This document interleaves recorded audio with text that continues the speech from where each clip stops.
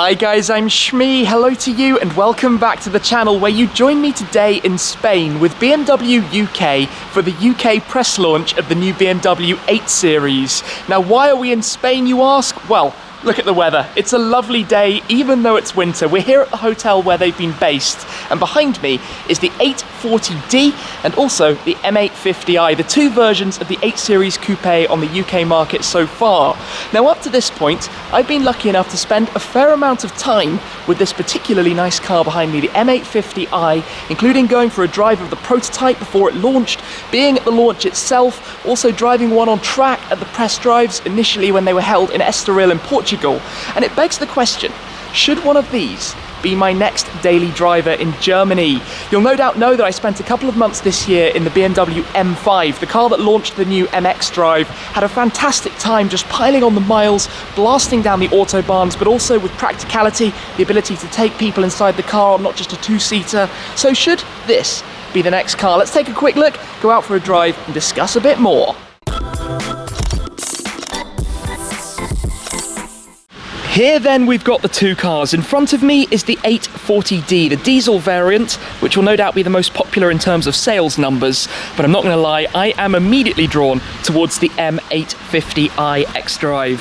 So we've got the 4.4 litre twin power turbo V8, 530 horsepower, 750 newton meters. So I'm going to take the car for a very quick drive, but before I do, let me just rewind a little bit. So over about 3 or 4 months in the summer, I got to drive 15,000 kilometers on a BMW M5, and what a car it was, blasting down Autobahns 300 kilometers an hour in effortless style. A car that was so usable, some lovely technology features like the gesture control where you just wave your hand around and raise and lower the volume. I really got to gel with it, to feel that when you got out after a very long drive, you were comfortable, you were relaxed, and you had transported yourself kind of in a very subtle way. Now what the 8 Series does is add even more style and elegance to that. So there's going to be an M8. I've been lucky enough to spend some time with a prototype of that already, and no doubt when that arrives it's going to be mega.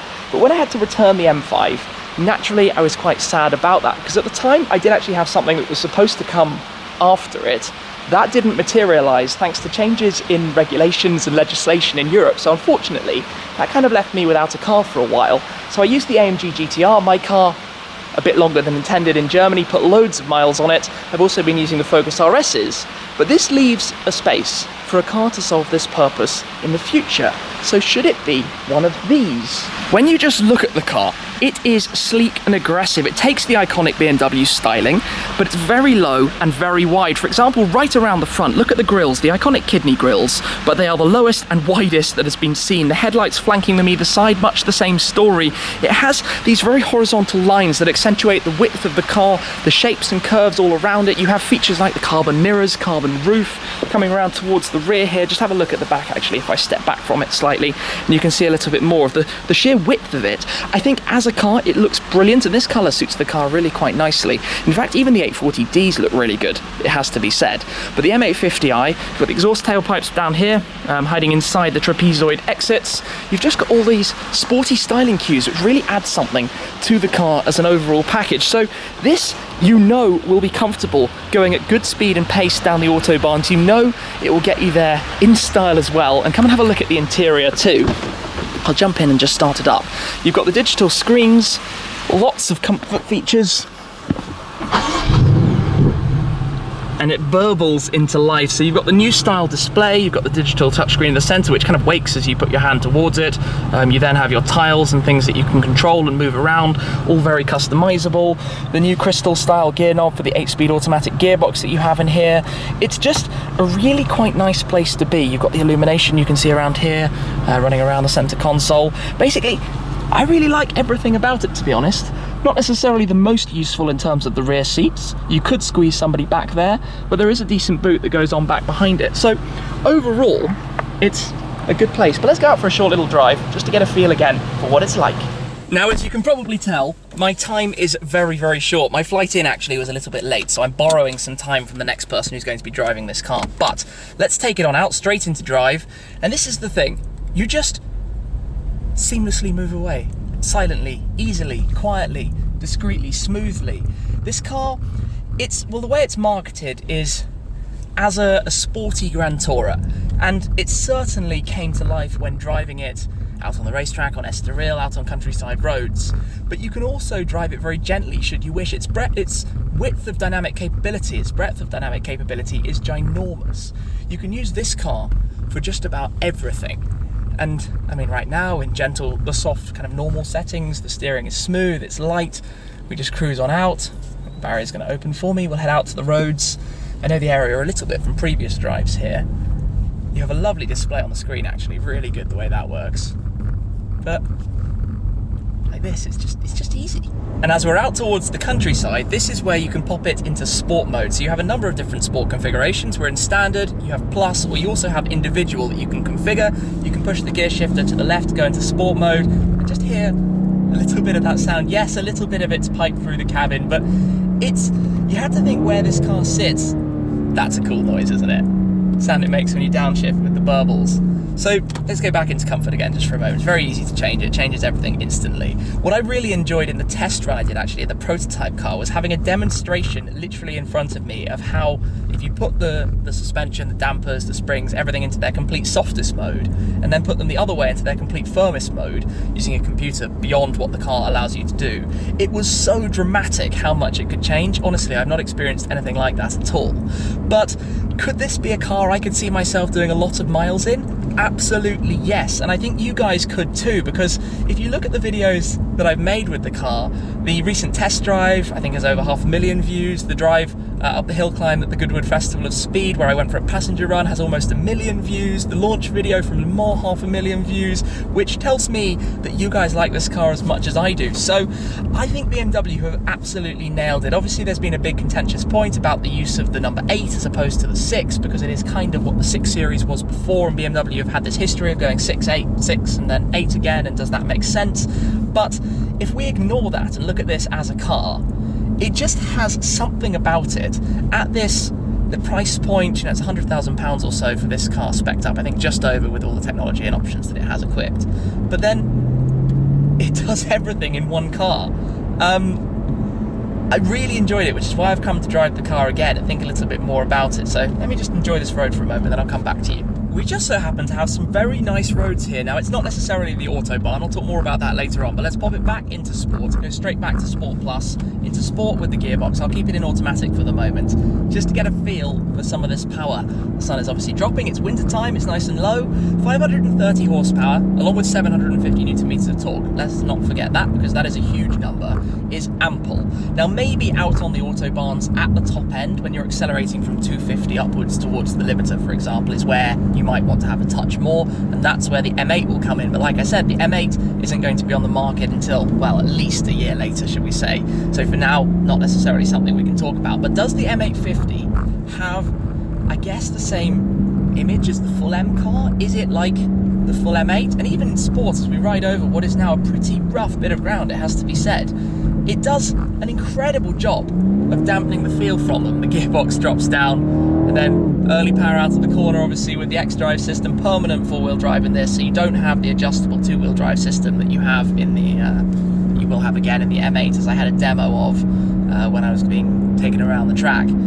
So, what can I say, really? It does what it says on the tin. I think my full review video really gave the complete feel of it, but I wanted to come and get another drive just to see if I felt the same second time round, and I do think that this could be an incredible addition for the specific purpose of using it to blast around Europe for me. Of course, it does many other things as well, but that's where I'm looking to fulfill, especially as the GTR goes to be replaced by a GTR Pro, as you guys might have seen in a recent video. I'm going to pop it back into normal drive just to drop a gear earlier. So the GTR Pro is even more hardcore, which makes the GTR slightly less usable. So, you know, if I need to go to IKEA to buy something, fold the seats down in the back, this would do the job perfectly, whereas the GTR Pro has a roll cage. So that's not quite so good for the purpose.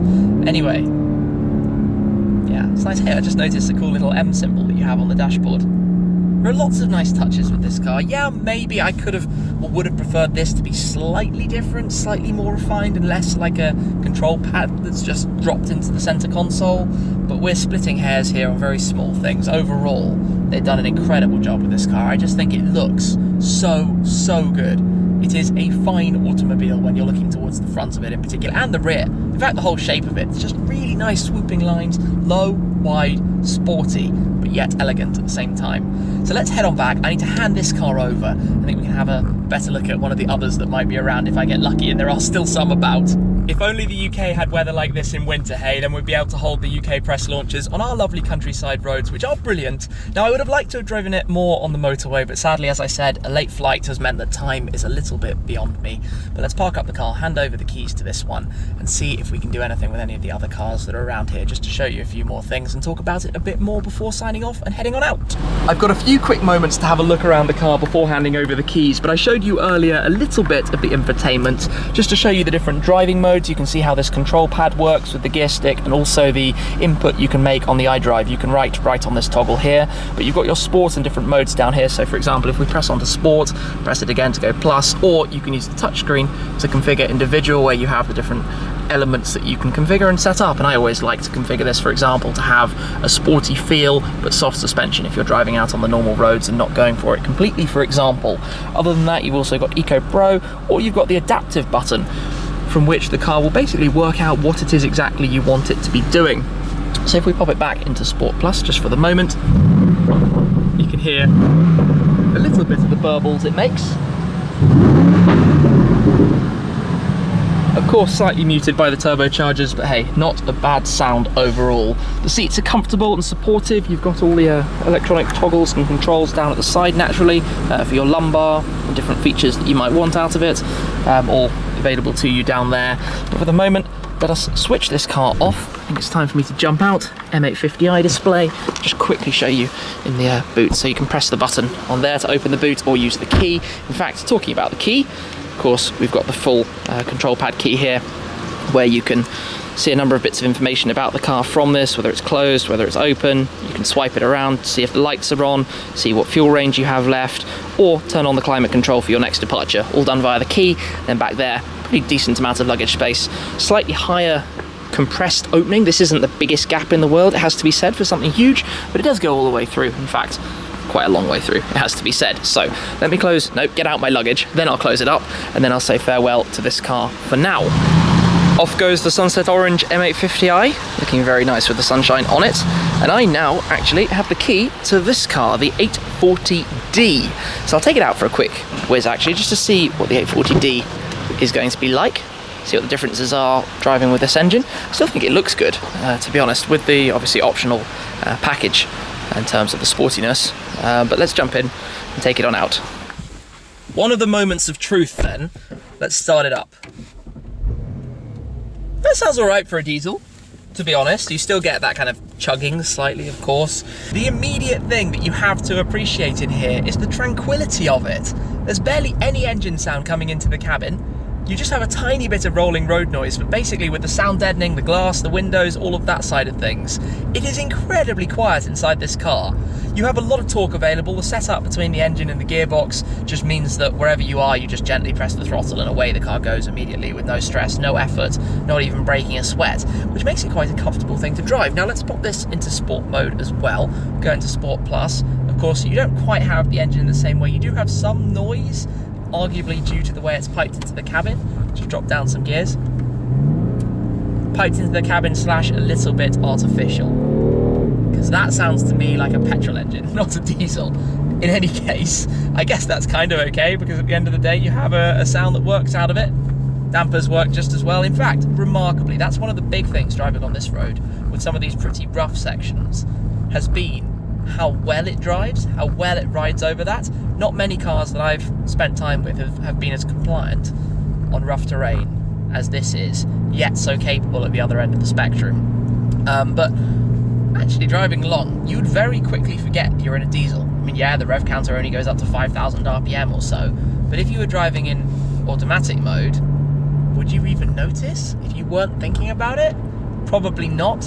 If you're just buying the car because you like the looks and as a car to use, the diesel is actually genuinely probably the one to buy, and that seems quite crazy to say that, certainly with the way things are set up now. Who knows which way legislation is going, the rules, the benefits, the discounts, the market still has a lot to work out, but it's not bad. I tell you another thing I like, we've got the 4-wheel steer, so it goes around in such a small space. I just turned around the car in less than basically the width of the road, and off we go again. Obviously this car has just as much technology, so you have the assist button with all of your individual configurable assistance and safety systems, still with the digital screens. We've got a nice head-up display, you've got everything: lane guidance, lane assistance, adaptive cruise control, safety for pedestrians, just loaded to the brim with all of these different options and comforts as well, sound system, the gesture control for the volume, but yeah, interesting to drive the D, to be honest. Anywho, let's get back to base again and have a think about whether an M850i would be the right car to get.